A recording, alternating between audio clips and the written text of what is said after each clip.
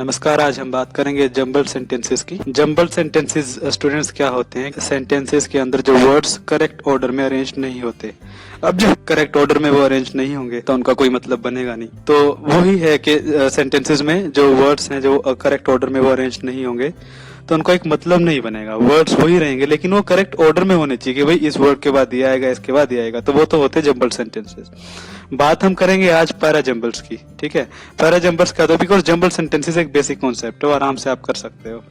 Para jumbles में भी easy है, उसमें कोई प्रॉब्लम नहीं है, लेकिन उसमें बस जंबल्ड पैराग्राफ्स होते हैं, यानी सेंटेंसेस ऑर्डर में नहीं होते। सेंटेंसेस के अंदर जो वर्ड्स हैं वो ऑर्डर में हैं लेकिन पूरे सेंटेंसेस हैं, एक ही इसके बाद कौन सा आएगा सेंटेंस, इसके बाद कौन सा सेंटेंस हमें प्लेस करना है, उसमें एक अरेंजमेंट हमें सेट करनी होती है। So basically you are given a paragraph but the sentences are not in the right order. Sentences right order में नहीं है। वो कैसे नहीं है हम देखते हैं एक्सरसाइज के जरिए। ABCD 4 सेंटेंसेस है, हमें करेक्ट ऑर्डर में इसको पैराग्राफ बनाना है। ठीक है, देखते हैं कैसे। Spoon the brownie batter into the prepared pan and bake for 30 to 40 minutes. देखिए, प्रिपेयर्ड जो पैन है उसमें ब्राउनी बैटर को क्या करो, स्पून कर दो, यानी चम्मच से उसको घुमाओ अच्छे से, फिर बेक कर दो 30 से 40 मिनट के लिए। अब हमें यार ये सेंटेंस पढ़ के पता चलेगा कि भाई ये पहला सेंटेंस तो नहीं हो सकता किसी पैराग्राफ का, यानी ये तो कोई बीच की बात बता रहा है ना कि भाई इसके बाद ये किया फिर उसके बाद स्पून करो उसको ब्राउनी बटर को। ठीक है, ब्राउनी बटर होता है बेसिकली। फिर जो पैन है, तवा हो, जो मतलब एक कढ़ाहा होता है, कढ़ाई बोल देते हैं उसको, वो है कि उसमें डाल दो और उसको 30 से 40 मिनट तक पकाओ। लेकिन बात किसकी कर रहे हैं, क्या बन क्या रहा है हमें पता ही नहीं। तो ए तो फर्स्ट उसमें नहीं आएगा। हमें करना यही है कि पहले कौन सा सेंटेंस आएगा, देन कौन सा, उसके बाद कौन सा, वही हमारा टास्क है। तो ए तो नहीं लगता, ये तो बीच में से उठाई हुई कोई बात है ना। देखते हैं आगे।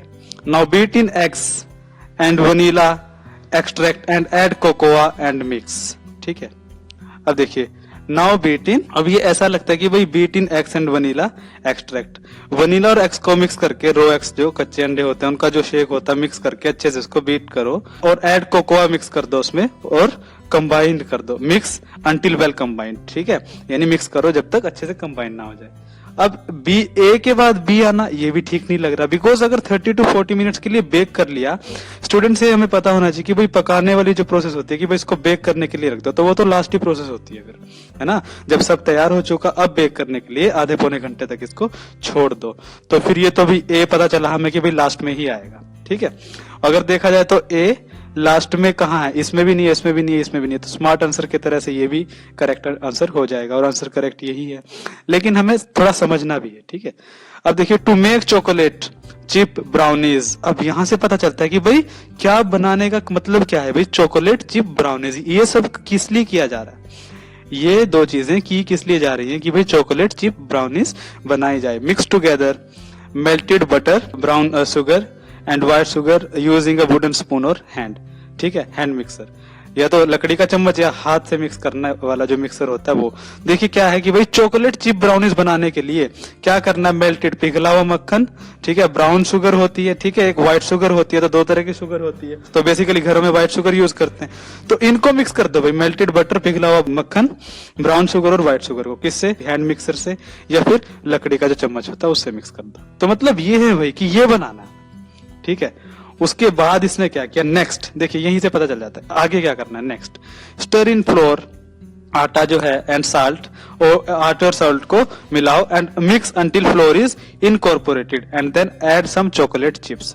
ठीक है, आटे और नमक को अच्छे से मिलाओ, ठीक है ना, जब तक वो अच्छे से मिल नहीं जाता आटे में नमक, तो कुछ चॉकलेट जो चिप्स होंगी हमारे पास वो आप उसमें मिक्स कर दो। फिर अब दो हुई बस। अब उसके बाद नाउ, देखिए सेंटेंस की शुरुआत कहां से होती है, नेक्स्ट, नाउ, देन, तो इस तरह के जो सेंटेंसेस होते हैं पहले होते हैं। अब जो अगर कुकिंग की बात है, देखिए बेक किया इसने 30 to 40, वो लास्ट की ही प्रोसेस होती है। एक तो यहां से भी ले सकते हो आप।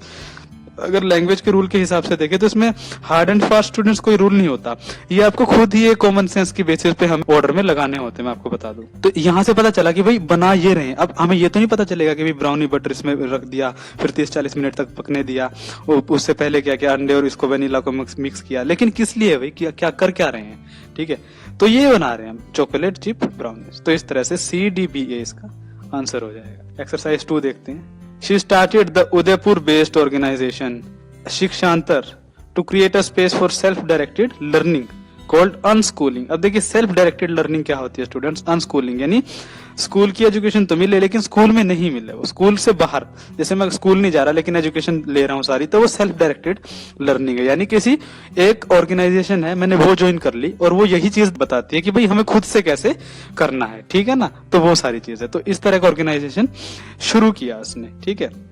अब देखते हैं ए में ये पहले सबसे पहले सेंटेंस रखा जाएगा कि नहीं रखा जाएगा।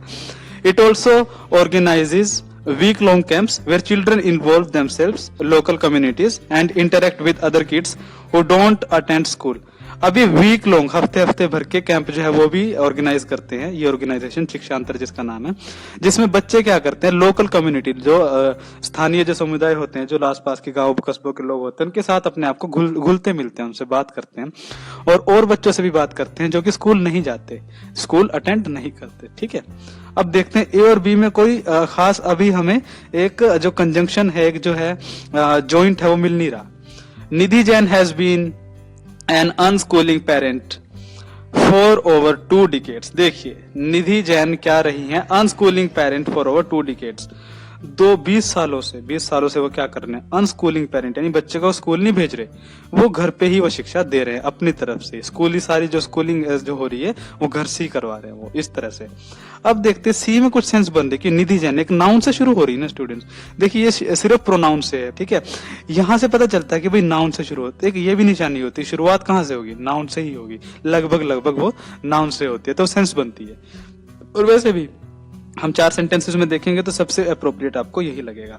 आप देखिए द ऑर्गेनाइजेशन अरेंजेस, तो ऑर्गेनाइजेशन कौन सी, हमें ये तो नहीं पता, अब इसमें लिख तो दिया कि भाई ऑर्गेनाइजेशन अरेंज करती है एवरीथिंग, इंटर्नशिप, ठीक है, in film making to cooking for unschooled kids, यानी फिल्म मेकिंग भी बताती है, कुकिंग भी बताती है ऑर्गेनाइजेशन, लेकिन ऑर्गेनाइजेशन है क्या, तो वो ये है, ठीक है ना। लेकिन अब ये भी क्यों है, ये कौन है फिर शी, तो शी निधि है, ठीक है। तो इस तरह से पहले हमने रखा सी को क्या किया, फिर उसने निधि ने क्या किया, स्टार्ट किया, ठीक है, फिर उसने क्या किया, ऑर्गेनाइजेशन के बारे में बताया, और फिर आपने बी को रख दिया एंड देन डन, ठीक है। तो इस तरह से आप रख सकते हो। सो आई होप स्टूडेंट्स आपको जंबल सेंटेंसेस कैसे अरेंज करते हैं वो आपको समझ आया होगा, और पैरा जंबल जो एक सेंटेंसेस होते हैं, मतलब जो पैराग्राफ्स होते हैं, वो हम कैसे करते हैं, आई होप आपको अच्छे से क्लियर हो चुका होगा। So thank you very much again.